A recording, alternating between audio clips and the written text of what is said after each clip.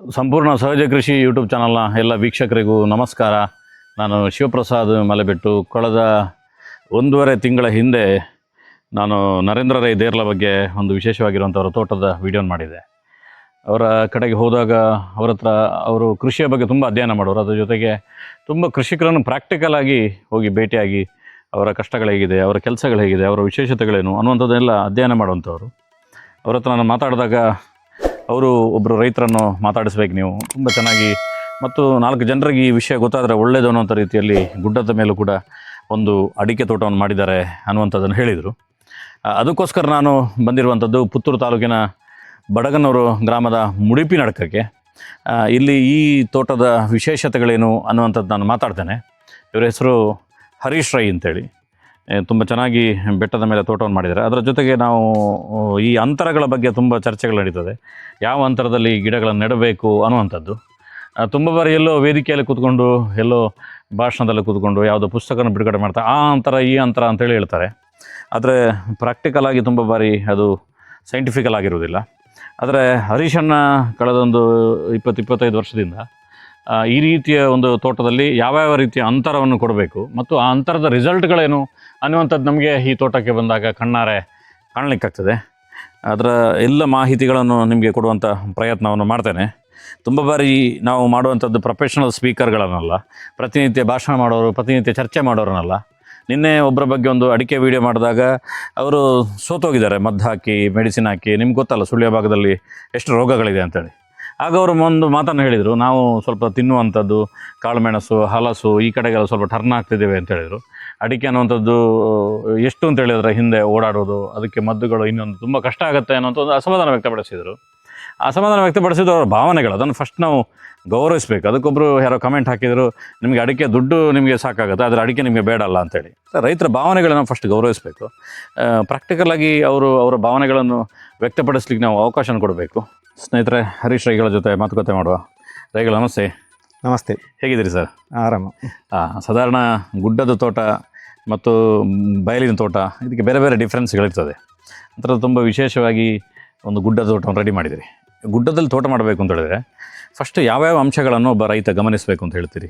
ಮೊದಲಿನ ತೋಟಕ್ಕೂ ಗುಡ್ಡದ ತೋಟಕ್ಕೂ ತುಂಬ ವ್ಯತ್ಯಾಸ ಇದೆ.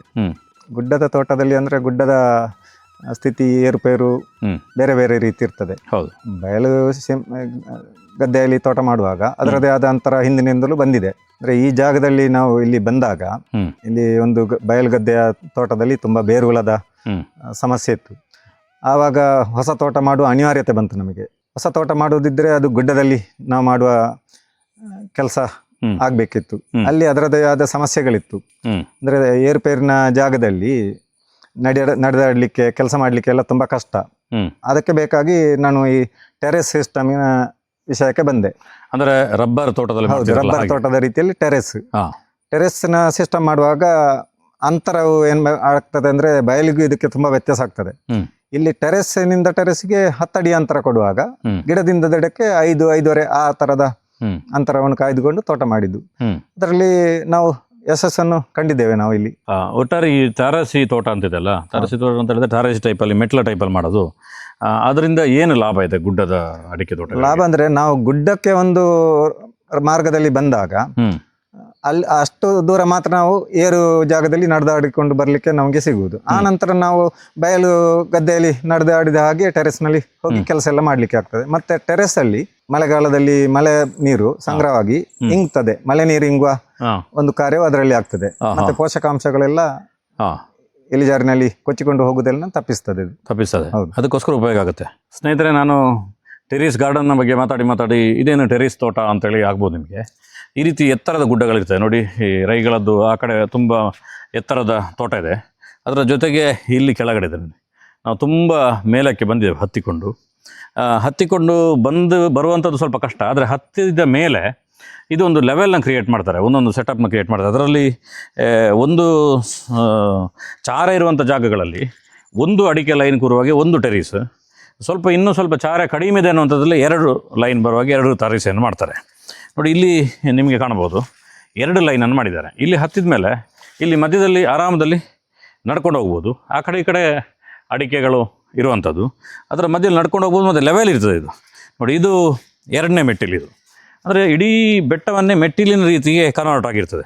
ಇದು ನಿಮಗೆ ನೆಟ್ಟ ಮೇಲೆ ಗೊತ್ತಾಗಲಿಕ್ಕಿಲ್ಲ, ಅದು ಕೇವಲ ಸಣ್ಣ ಸಣ್ಣ ಗಿಡಗಳಿರುವಾಗೆಲ್ಲ ಇದರದ್ದು ವೀಡಿಯೋ ಮಾಡಿದ್ರೆ ಕ್ಲೀನಾಗಿ ಗೊತ್ತಾಗ್ಬೋದು.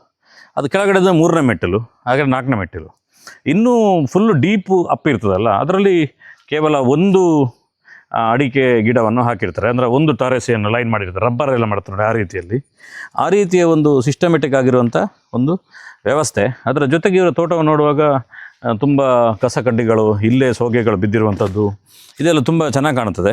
ಮತ್ತು ನಮ್ಮ ಮನಸ್ಸಲ್ಲಿರುವಂಥದ್ದು ನೋಡಿ, ಈ ರೀತಿ ಬೇರುಗಳು ಬರ್ತಿದ್ದಾಗೆ ಅದನ್ನು ಕಡಿಬೇಕು, ಮೇಲೆ ಬೇರು ಬರಲಿಕ್ಕೆ ಬಿಡಬಾರ್ದು, ಅದರ ಮೇಲಕ್ಕೆ ಮಣ್ಣು ಹಾಕಿ ಅದನ್ನು ದಮ್ಮುಗಟ್ಟಿದಾಗೆ ಮಾಡಬೇಕು. ಈ ರೀತಿಯ ಕಾನ್ಸೆಪ್ಟ್ಗಳು ನಮ್ಮ ಭಾಗದಲ್ಲಿ ತುಂಬ ವರ್ಷ ಹಿಂದಿದೆ. ಇವತ್ತು ತಜ್ಞರು ಏನು ಹೇಳ್ತಾರೆ ಅಂತ ಹೇಳಿದ್ರೆ, ಇಲ್ಲ ಅದು ಆ ರೀತಿ ಬೇರು ಬಂದರೆ ತೊಂದರೆ ಇಲ್ಲ ಅನ್ನುವಂಥ ಹೇಳ್ತಾರೆ. ಅದರ ಬಗ್ಗೆಯೂ ಕೂಡ ರೈಗಳ ಜೊತೆ ಮಾತುಕತೆ ಮಾಡುವ. ಸರ್, ಸಾಧಾರಣ ಗೊಬ್ಬರಗಳು, ಜನರಲ್ ಗೊಬ್ಬರಗಳು ಗೊತ್ತೇ ಇರ್ತದೆ ಜನರಿಗೆ ಏನು ಹಾಕಬೇಕು ಅಂತೇಳಿ. ನೀವು ಈ ತೋಟಕ್ಕೆ ಯಾವ ರೀತಿಯ ಗೊಬ್ಬರಗಳನ್ನು ಉಪಯೋಗ ಮಾಡ್ತೀರಿ? ಗೊಬ್ಬರ ಅಂದರೆ ನಾವು ನಮ್ಮ ಫಸ್ಟ್ ಪ್ರಿಫರೆನ್ಸ್ ತೋಟದ ಒಳಗಿನ ಯಾವುದೇ ಸಾವಯವ ವಸ್ತುಗಳು, ಅಂದರೆ ಸೊಗೆ, ಹಾಲ ಇರ್ಬೋದು, ಹುಲ್ಲು, ಕಸಕಡ್ಡಿ, ಯಾವುದು ಕೂಡ ಅದು ಮೊದಲ ಆಯ್ಕೆ ತೋಟಕ್ಕೆ. ಪ್ರಾಣಿಗಳಿಗೂ ಮತ್ತು ಸಸ್ಯಗಳಿಗೂ ಒಂದು ವ್ಯತ್ಯಾಸ ಇದೆ. ಪ್ರಾಣಿಗಳಿಗೆ ಒಂದು ಜಾಗ ಬಿಟ್ಟು ಮತ್ತೊಂದು ಜಾಗದಲ್ಲಿ ಆಹಾರವನ್ನು ತಿನ್ಲಿಕ್ಕೆ ಆಗ್ತದೆ, ಓಡಾಡ್ಲಿಕ್ಕೆ ಆಗ್ತದೆ. ಸಸ್ಯಗಳು ಆ ಥರ ಅಲ್ಲ, ಅದು ಇದ್ದ ಜಾಗದಲ್ಲೇ ತಿನ್ಬೇಕು. ಇದ್ದ ಜಾಗದಲ್ಲೇ ತಿನ್ಬೇಕಾದ್ರೆ ಅದರದೇ ಉಪವಸ್ತುಗಳು ಮತ್ತೆ ಅದಕ್ಕೆ ಆಹಾರ ಆಗುವಂಥದ್ದು ಪ್ರಕೃತಿಯ ಒಂದು ನಿಯಮ. ಆವಾಗ ಏನಾಗ್ತದೆ, ನಾವು ಅಲ್ಲಿ ಕಸ ಕಡ್ಡಿಗಳನ್ನು ತೆಗೆದ್ರೆ ಅಲ್ಲಿ ಮೈನಸ್ ಮಾಡಿದ ಹಾಗೆ ಆಗ್ತದೆ. ನಾವು ತೆಗೆಯುವುದನ್ನು ತುಂಬಾ ಕಡಿಮೆ ಮಾಡಿದ್ರೆ ನಾವು ಕೊಡೋದು ಕೂಡ ಅದಕ್ಕೆ ಕಡಿಮೆ ಆಗ್ತದೆ, ಹಾಗೆ. ಅಂದ್ರೆ ನೀವು ಒಂದು ಸಿಂಪಲ್ ಕಾನ್ಸೆಪ್ಟ್ ಹೇಳ್ತಿದ್ದೀರಿ. ಈಗ ಒಂದು ಕಾಡಿದೆ, ಆ ಕಾಡಿಗೆ ಯಾರು ಗೊಬ್ಬರ ಹಾಕಲ್ಲ, ಆದರೆ ಅದರ ಎಲೆಗಳೆಲ್ಲ ಅದಕ್ಕೆ ಬೀಳ್ತದೆ, ತೊಗಟೆಗಳು, ಇನ್ನೊಂದು ಬಳ್ಳಿಗಳೆಲ್ಲ, ಅದೇ ಮತ್ತೆ ಹುಡಿಯಾಗಿ ಗೊಬ್ಬರ ಆಗ್ತದೆ. ಆ ರೀತಿಯ ಕಾನ್ಸೆಪ್ಟ್ನ ನೀವು ಇದರಲ್ಲಿ ಕ್ರಿಯೇಟ್ ಮಾಡಿದ್ರಿ, ಎಲ್ಲ ಸೊಗೆಗಳನ್ನು ಎಲ್ಲ ಹಾಕ್ತಾ ಹೋಗಿದ್ರಿ. ಅದರ ಜೊತೆ ಬೇರೆ ಏನು ಕೊಡ್ತೀರಿ ನೀವು ಹೊರಗಡೆಯಿಂದ? ಬೇರೆ ಈಗ ಆಧುನಿಕ ಕಾಲದಲ್ಲಿ ನಾವು ಸ್ನಾಕ್ಸ್ ತಿಂತೇವಲ್ಲ, ಅದೇ ತರ ಮಾರುಕಟ್ಟೆಯಲ್ಲಿ ಸಿಗುವ NPK ಯಾವುದು ಸಿಗ್ತದೆ ಅದು. ಹೇಗೆ ಅದು ಪ್ರಮಾಣ ಹೇಗೆ ಅಂತ ಹೇಳಿ? ನಾರ್ಮಲ್ ಪ್ರಮಾಣದಲ್ಲಿ ಹಾಕುವಂಥದ್ದು, ವಿಶೇಷ ಏನು ಹಾಕ್ಲಿಕ್ಕಿಲ್ಲ. ಹಾಗೆ ವರ್ಷದಲ್ಲಿ ಎಷ್ಟು ಬಾರಿ ಕೊಡ್ತೀರಿ? ಒಂದು ಸಲ, ತಪ್ಪಿದ್ರೆ 2 ಸಲ, 2 ಬಾರಿ. ಈಗ ಸಾಧಾರಣ ನಾವು ಅಂತರ ಅಷ್ಟಿಷ್ಟು ಅಂತ ಹೇಳಿದ್ರೆ, ಇದು 2 ಸಾಲಿದೆ ಅಲ್ಲ, ಇದು 2 ಸಾಲಿಗೆ ಒಂದಕ್ಕಿಂತ ಒಂದಕ್ಕೆ ಎಷ್ಟು ಅಂತರ ಇದೆ? ಇದು 10, ಮತ್ತೆ JCB ಅನ್ನು ತೆಗೆಯುವಾಗ 10, 11 ಆಗ್ತದೆ, 10ವರೆನೂ ಆಗ್ತದೆ. ಅಂತೂ 10 ಬೇಕೇ ಬೇಕು. 10 ಇದೆ, ಗಿಡದಿಂದ ಗಿಡಕ್ಕೆ 5, 5ವರೆ. ಒಂದ್ಸಲ ಅದನ್ನು ಹಿಡ್ಕೊಂಡು ತೋರಿಸಿದ ನೋಡಿ ಸ್ನೇಹಿತರೆ, ಇದೊಂದು ಹೊಸ ಕಾನ್ಸೆಪ್ಟ್ ಅಲ್ಲ ಸರ್. ಯಾಕೆಂದರೆ ನಾನು ತುಂಬ ಕಡಿಮೆ ನೋಡಿದ್ದು ಈ ರೀತಿ ತೋಟ. ಎಲ್ಲರೂ ಹೇಗೆ ಅಂದರೆ 9, 9, 10, 10 ಮಾಡ್ತಾರೆ. ನೀವು ಅದರ ಮಧ್ಯಕ್ಕೆ 5 ಮಾಡಿ ಸ್ವಲ್ಪ ಅಡಿಕೆನ ಹೆಚ್ಚು ಕೂರಿಸಿದ್ರಿ. ಇದರಲ್ಲಿ ಫಸಲು ಕೂಡ ನಾನು ನಿಮಗೆ ಕೇಳುವಾಗಿಲ್ಲ ಹೇಗಿದೆ ಅಂತೇಳಿ, ಯಾಕೆಂದರೆ ಎಲ್ಲದರಲ್ಲೂ ಫಸಲುಗಳು ಚೆನ್ನಾಗಿ ಬಂದಿದೆ. ಹೇಗೆ ಸರ್ ಇದು? ಎಕರೆ ಲೆಕ್ಕದಲ್ಲಿ ನೋಡುವಾಗ ನಾರ್ಮಲ್ ಫಸಲೇ, ಗಿಡದ ಲೆಕ್ಕದಲ್ಲಿ ಇದೆ ಅಂತಲ್ಲ. ಗಿಡದಲ್ಲಿ ಒಂದು 10% ಗಿಡದಲ್ಲಿ ಯಾವ ತೋಟದಲ್ಲಿ ಕೂಡ ಬ್ಲ್ಯಾಂಕ್ ಇರ್ತದೆ. ಹೌದು.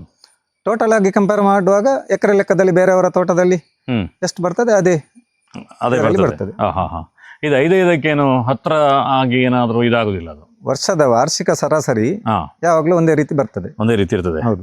ಈಗ ನೀವೀಗ 10 ಈಗ ಅಂತರ ಕೊಟ್ಟಿದ್ರಲ್ಲ, ಹೌದು, ಇದು ಯಾವ ದಿಕ್ಕಿಗೆ ಕೊಟ್ರೆ ಒಳ್ಳೇದು ಅಂತ ಹೇಳಿ? ಅದು ಗುಡ್ಡದ ಜಾಗದಲ್ಲಿ ಯಾವ ದಿಕ್ಕು ಅಂತ ಹೇಳಿಕೆ ಆಗುದಿಲ್ಲ, ಗುಡ್ಡದ ಶೇಪಿಗೆ ಸರಿಯಾಗಿ.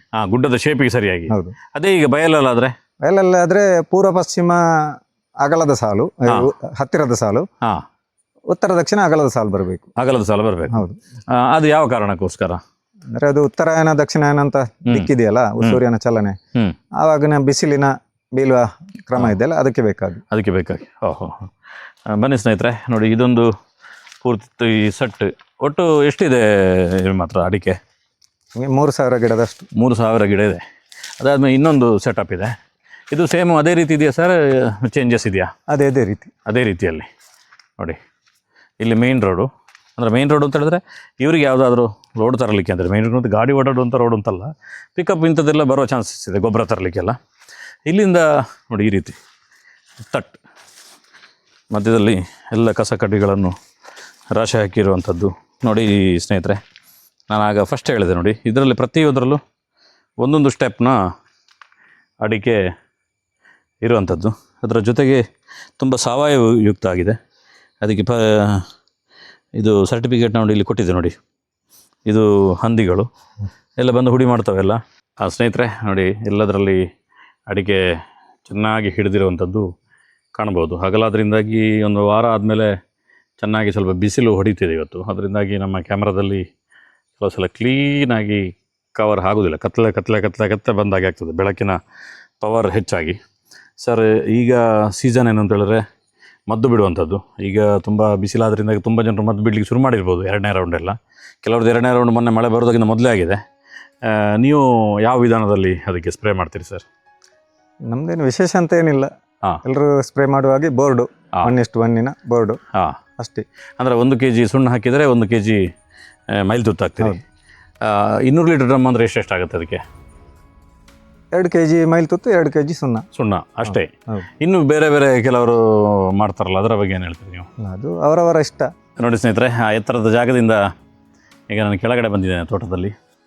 ನೋಡಿ, ಸುತ್ತ ತೋಟ, ಆ ರಸ್ತೆಯಿಂದ ಇಳ್ಕೊಂಡು ಬಂದಿರುವಂಥದ್ದು. ಇದರ ಕೆಳಗೆ ಕೂಡ ತೋಟ ಇದೆ. ಈ ತೋಟ ಅನ್ನುವಂಥದ್ದು ಪರ್ಸನಲೈಸ್, ಪ್ರತಿಯೊಬ್ಬರದ್ದು ಕೂಡ ಒಂದೊಂದು ರೀತಿಯಲ್ಲಿ ತೋಟ ನಡ್ಕೊಂಡು ಹೋಗ್ತಿರ್ತದೆ. ಅವರವರ ನಿಯಮಗಳಿಗೆ, ಅವರವರ ಸಿಸ್ಟಮ್ಗಳಿಗೆ ನಾವು ರೆಸ್ಪೆಕ್ಟ್ ಕೊಡಬೇಕು ಫಸ್ಟ್ ಆಫ್ ಆಲ್ ಆಗಿ ಕೃಷಿಕರಾಗಿ. ಆಯ್ದ ಎಂಚ ಅಂತಾನೆ, ಅಂಬೇದ ಎಂಚ ಅಂತಾನೆ, ಆಯನ ಸರಿ ಮೇನ ತಪ್ಪು ಅನ್ನುವಂಥದ್ದು ಮಾತಾಡುವಂಥದ್ದಲ್ಲ. ಪ್ರತಿಯೊಂದು ಮನೆಗಳು ಹೇಗೆ ಅವನಿಗೆ ಬೇಕಾದಾಗೆ ಪರ್ಸನಲೈಸ್ ಆಗಿರ್ತದೆ, ಎಲ್ಲರ ಮನೆಗಳು ಸರ್ಕಾರಿ ಕಚೇರಿಗಳ ರೀತಿಯಲ್ಲಿ ಒಂದೇ ರೀತಿಯಲ್ಲಿ ಇರೋದಿಲ್ವ, ಅದೇ ರೀತಿಯಲ್ಲಿ ಪ್ರತಿಯೊಬ್ಬರ ತೋಟ ಕೂಡ ಅವರವರಿಗೆ ಬೇಕಾದ ರೀತಿಯಲ್ಲಿ ಅವರು ಯೋಜನೆಯನ್ನು ಮಾಡ್ಕೊಳ್ತಾರೆ. ಸರ್, ಈ ರೀತಿಯ ಒಂದು ಅಂತರದ ವಿಷಯದಲ್ಲಿ ಮತ್ತು ಬೆಟ್ಟದಲ್ಲಿ ಹೇಗೆ ಮಾಡುವಂಥದ್ದು ಅನ್ನೋಂಥ ವಿಷಯದಲ್ಲಿ ನಮಗೊಂದಷ್ಟು ಮಾಹಿತಿಗಳು ಬೇಕಿದೆ ಸರ್. ನೀವು ತುಂಬ ಚೆನ್ನಾಗಿ ವಿವರಿಸಿದ್ರಿ. ನಿಮಗೆ ಧನ್ಯವಾದಗಳು. ನಮಸ್ಕಾರ.